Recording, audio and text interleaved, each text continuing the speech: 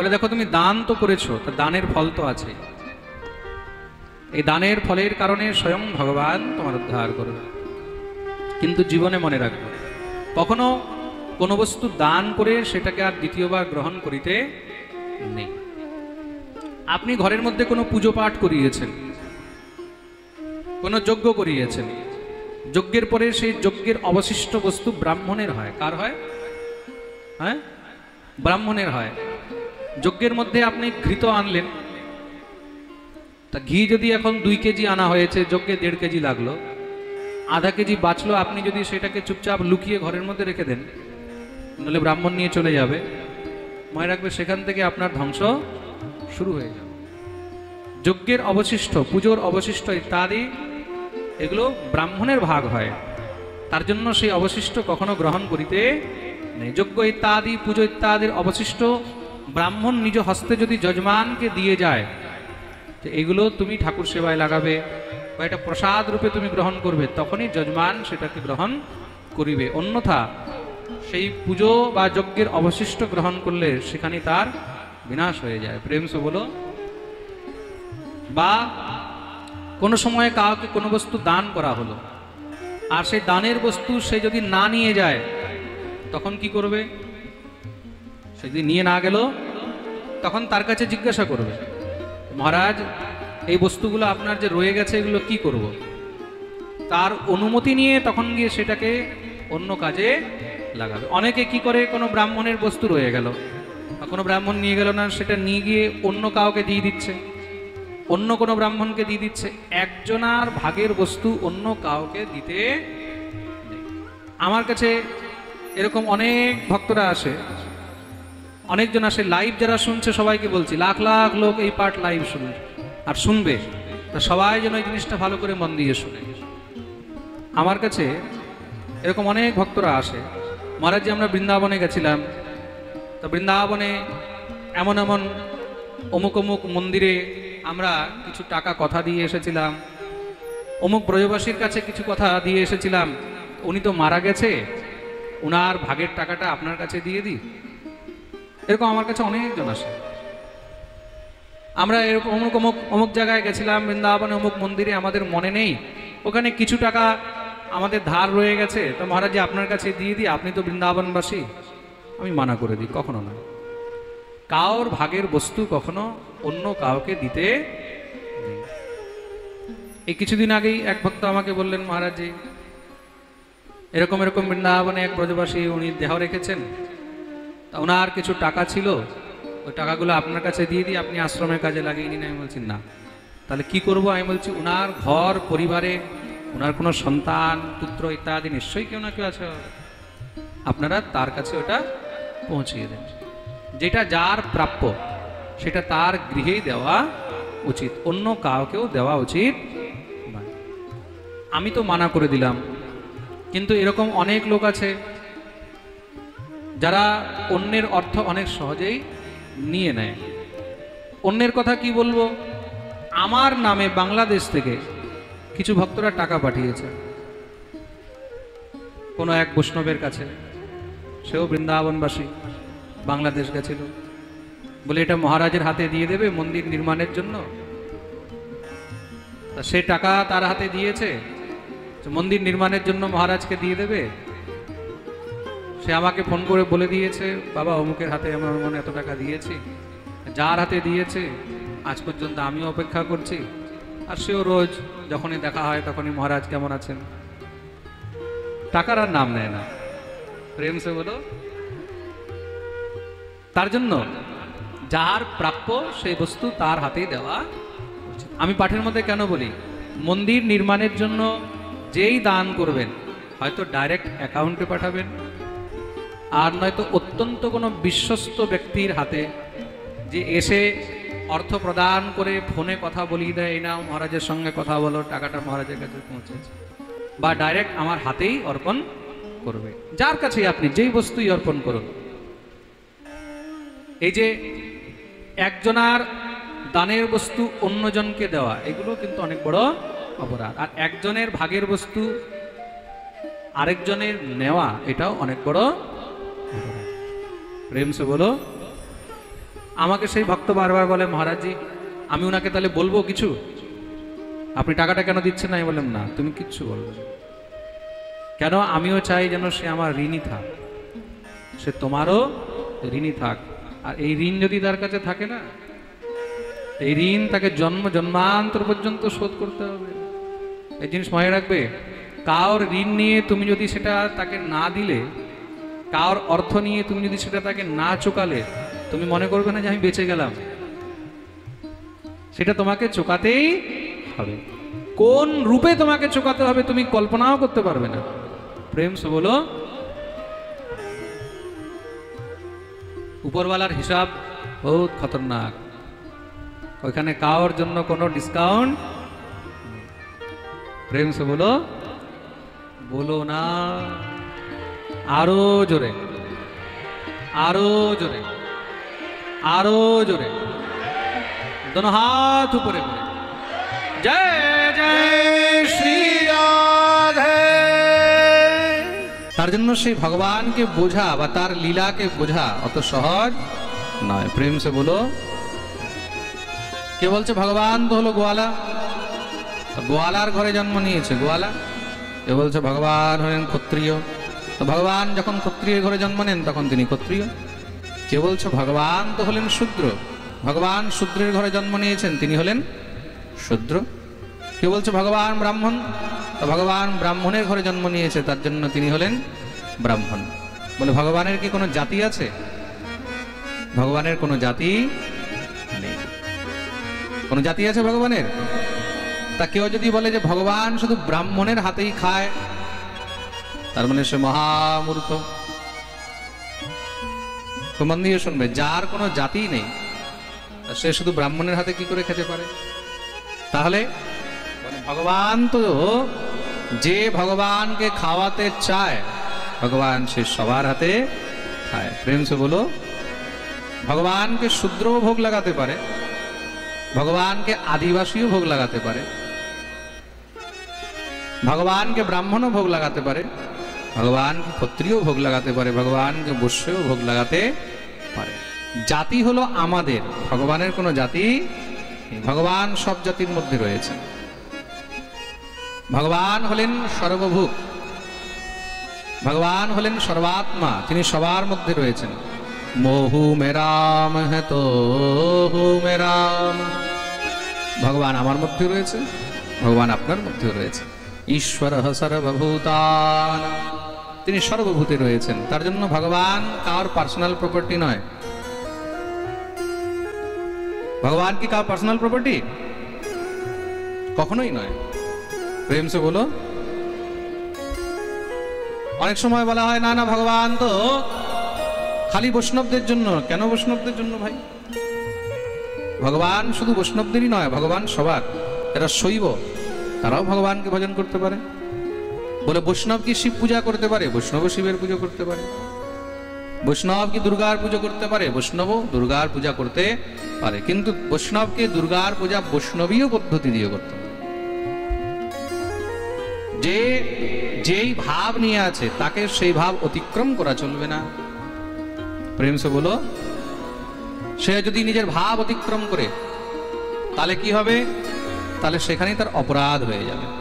আপনি যদি বৈষ্ণব, তাহলে আপনাকে বৈষ্ণবীয় বিধি দ্বারাই পুজো করতে হবে। আপনি দুর্গার পুজো করুন, চাহে আপনি কালীর পুজো করুন, চাহে আপনি মহাদেবের পুজো করুন, আপনি শনির পুজো করুন, যারই পুজো করুন, আপনাকে বৈষ্ণবীয় পদ্ধতি দ্বারাই পুজো করতে হবে।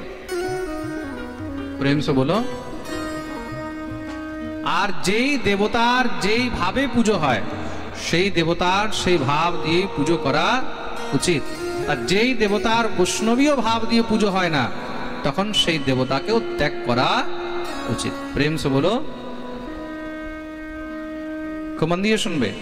অনেক সময় অনেকে বলে মহারাজজি আমাদের এখানে আমাদের বাপ ঠাকুর দাদা অমুক দেবতার পুজো করতো, কিন্তু ওই দেবতার পুজোর মধ্যে তো এই লাগে ওই লাগে, ওইগুলো তো বৈষ্ণব আচারে নিষিদ্ধ, তাহলে কি করব? বলে সেই দেবতাকেই ত্যাগ করে দাও। কে বলছেন? স্বয়ং ভগবান বলছেন ঋষভদেব অবতারে, গুরু ন শস্যাৎ স্বজনো ন শস্যাৎ পিতা ন শস্যাৎ জননী ন শস্যাৎ दैवं न तत्स्यान्न पतिश्च तत्स्यात् नमो चयेद्यः समुपेत मृत्यु। दैवं न तस्यात्, সেই দেবতাও আমার নয় যে দেবতা আমার ভগবত ভক্তির পথে বাধক হয়ে দাঁড়ায়। প্রেম সে বলো, সোজাসুজি কথা। কে বলছেন? স্বয়ং ভগবান ঋষভদেব রূপে বলছেন। গুরুর ন সস্যাৎ, যেই গুরু ভগবত ভক্তির পথে বাধক হয় সেই গুরুকেও ত্যাগ করো, হটাও, প্রয়োজন নেই। পিতা ন সস্যাৎ, যে পিতা ভগবত ভক্তির মধ্যে বাধক হয় হটাও। পুত্র যদি ভগবত ভক্তির মধ্যে বাধক হয় হটাও। মাতা যদি ভগবত ভক্তির মধ্যে বাধক হয় তাহলে হটাও। বলছে দেবতা যদি ভগবত ভক্তির মধ্যে বাধক হয় তাকেও হটাও। ভগবত সম্বন্ধে ঈশ্বরের সেবার সঙ্গে কোনো সমঝোতা নেই। প্রেম সে বলো রাধে। তাই সংসারের মধ্যে আপনকে, আপন সে যে তোমাকে ভগবত সম্বন্ধে যুক্ত করে রাখে। আমি কিছুক্ষণ আগে বললাম না, কার স্বামী যদি স্ত্রীকে ভগবত সেবার জন্য সম্পূর্ণ আদেশ দিয়ে রেখেছে, মনে করবে সে স্বামী নয়, সে সাক্ষাৎ পরমেশ্বর, সে স্বয়ং ভগবানের স্বরূপ। তার মধ্যে ভগবান বিদ্যমান রয়েছে। ভগবানের কৃপা ছাড়া এই সংসারে ভগবত প্রেমীও কিন্তু কেউ হতে পারে। ভগবত ভক্তির পথে বাধক অনেক হতে পারবে। রাস্তার মধ্যে কাঁটা পড়ে থাকে, ফুল পড়ে থাকে না। কাঁটা অ্যাভেলেবেল থাকে, কাঁকড় অ্যাভেলেবেল থাকে, পাথর অ্যাভেলেবেল থাকে, ফুল অনেক সৌভাগ্যে রাস্তায় পাওয়া যায়। তোমার পায়ের নিচে ফুল অত সহজে কেউ বিছিয়ে দেবে না, তার জন্য তোমাকে অনেক সাধনা, অনেক পুণ্য করতে হবে, তখন গিয়ে কেউ তোমার পায়ের নিচে ফুল বিছাতে আসবে। কেউ যদি তোমার পায়ের নিচে ফুল বিছাচ্ছে তার মানে মনে করবে তোমার অনেক সুকৃতর ফল, আর সেটা দেখে অভিমান করবে না, সেটাকে হজম করতে শিখবে। ঈশ্বরের কৃপা মনে করবে যে প্রভু কৃপায় ফুল পাচ্ছি, এই ফুল সরে কাঁটা আসতে বেশি সময় লাগে না। তার জন্য জীবনে কোনো সময় নিজের গুণ, নিজের জ্ঞান, নিজের প্রতিভা এগুলো নিয়ে অভিমান করতে নেই। এই গুণ, জ্ঞান, প্রতিভা কোন সময় শেষ হয়ে যাবে, কোন সময় নষ্ট হয়ে যাবে, কোনো গ্যারান্টি। প্রেম সে বলো। যারা আজকাল ভগবানকে নিয়ে ব্যাখ্যা করে, সেই ভগবানকে আজ পর্যন্ত ব্রহ্মা বুঝতে পারেনি। তেনে ব্রহ্ম হৃদয় আদি কবয়ে মহ্যন্তি ইয়ৎ সূরয়ঃ। এদেরকে কি বলা যায়? দেবতা থেকে নিয়ে, ঋষি মুনি থেকে নিয়ে ব্রহ্মা তাকে বুঝতে পারেনি, আর সাধারণ হাড় মাংসের মানুষ বলছে যে আমি বুঝে গেছি কৃষ্ণকে, আমি বুঝে গেছি রামকে, আমি বুঝে গেছি চৈতন্যকে। চৈতন্য শব্দের যে অর্থই জানে না, সে যদি বলে আমি চৈতন্যকে বুঝে গেছি, তাহলে বুঝতে হয় যে এরা এখনো মানুষই হতে পারল না। তেনে ব্রহ্ম হৃদয় আদি কবয়ে মহ্যন্তি ইয়ৎ সূরয়ঃ তেজো বারি মৃদাম যথা বিনিময়ো যত্র সর্গো মৃষা ধামনা স্বেন সদা নিরস্তকুহকম সত্যম পরম ধীমহি। তা সেই ভগবানকে যদি বুঝতে হয় তাহলে একমাত্র তাকে সত্যের মধ্যেই বুঝতে হবে। তিনি স্বয়ং সত্য স্বরূপ। প্রথম শ্লোকে এই প্রকার ভগবানের বন্দন করা হলো। এটা শার্দুল বিক্রীডিত ছন্দের শ্লোক, সিংহের মতন। তা ভাগবতে প্রবেশ করতে হলে আগে শ্লোকের মধ্যে দিয়ে প্রবেশ করতে হয়। দুইটি শ্লোক রয়েছে শার্দুল বিক্রীডিত ছন্দের, সিংহের মতন। এই দুইটিকে সিংহদ্বার বলা হয়েছে। কি বলা হয়েছে? জোরে বলো। কখনো পুরী গেছো? পুরী, জগন্নাথ পুরী? কে কে পুরী গেছে? হাত উপরে করো তো দেখি। তা পুরীর মধ্যে ঢুকলেই সেখানে দেখবে সামনে দুটি সিংহ বসে আছে, সিংহ বানানো আছে না, ওইটাকে কি বলা হয়? সিংহদ্বার। কি বলে? পুরীর মধ্যে চারটি আলাদা আলাদা দ্বার আছে। সিংহদ্বার আছে, গজদ্বার আছে, অশ্বদ্বার আছে। এগুলো হলো আলাদা আলাদা দ্বার। প্রেম সে বলো। তা পুরীর মধ্যে প্রবেশ করতে আগে দেখবে সিংহদ্বার। কারণ ভগবানের কাছে যখন প্রবেশ করবে, ভগবত মন্দিরে, ভগবত কি? ভগবত তো স্বয়ং ভগবান। তো ভগবানের কাছে প্রবেশ করতে হলে আগে এই সিংহদ্বারের ভিতর দিয়ে তোমাকে যেতে হবে। এই সিংহদ্বার দিয়ে সবাই প্রবেশ করতে পারে না। কেন বলে? এগুলো বহুত খতরনাক। এই দুইটি শ্লোকই বহুত খতরনাক। এই দুই শ্লোকের অর্থ বুঝতেই মহারাজ 10 বছর লেগে যায়। धर्मः प्रोज्यत कैतवोऽत्र परमो निर्मत्सराणां सतां वेद्यं वास्तवमत्र वस्तु शिवदं तापत्रयोन्मूलनम् श्रीमद्भागवते महामुनिकृते किं वा परैरीश्वरं सद्यो हृद्यवरुध्यतेऽत्र कृतिभिः शुश्रूषभिस्तत्क्षणात् धर्मः प्रोज्जित कैतवोऽत्र परमो निर्मत्सराणां सतां प्रोज्जित धर्म संसारेर मध्य जेटा श्रेष्ठ धर्म केमन धर्म बोले निर्मत्सराणां सतां जेखाने कोनो मत्सर नेই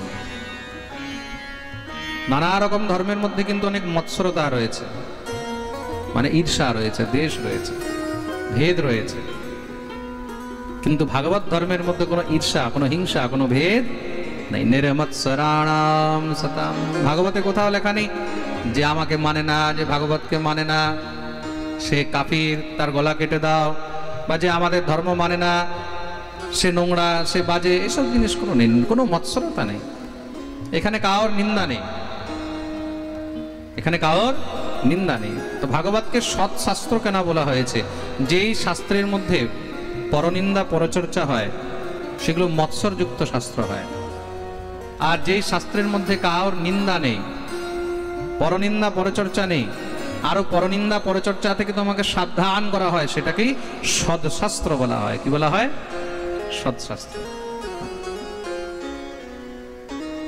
আসলে কি কোন ধর্ম হলে প্রত্যেক ধর্মের নিজের নিজের একটা শাস্ত্র হবে নিজের নিজের একটা গ্রন্থ হবে তার জন্য সৎশাস্ত্র কেন বলা হয়েছে খালি শাস্ত্র শব্দ রাখা হতো পূর্বে শাস্ত্র শুধু শাস্ত্রই হতো পরবর্তীকালে শাস্ত্রের সঙ্গে সৎ শব্দ যুক্ত করা হয়েছে সৎ শাস্ত্র কেন শাস্ত্রের রূপ নিয়ে এই সংসারের মধ্যে অনেক বিজ্ঞ জ্ঞানীজন তারা কি করেন নিজ মত প্রচলন করে সেই শাস্ত্রকে অশুদ্ধ করে দেন তার জন্য সেটাকে অসৎ শাস্ত্র বলা হয়েছে কেউ যদি কোনো শাস্ত্র লিখেছে তার মানে সে কোনো মূর্খ তো নয় একটি শাস্ত্র লেখা একটি গ্রন্থ লেখা এগুলো কোনো সাধারণ জিনিস নয় এগুলো কোনো শিক্ষিত ব্যক্তি এগুলো কোনো বিজ্ঞ কোনো জ্ঞানী ব্যক্তি করতে পারে আর গোলমাল কারা করে গোলমাল কোনো মূর্খরা করতে পারে না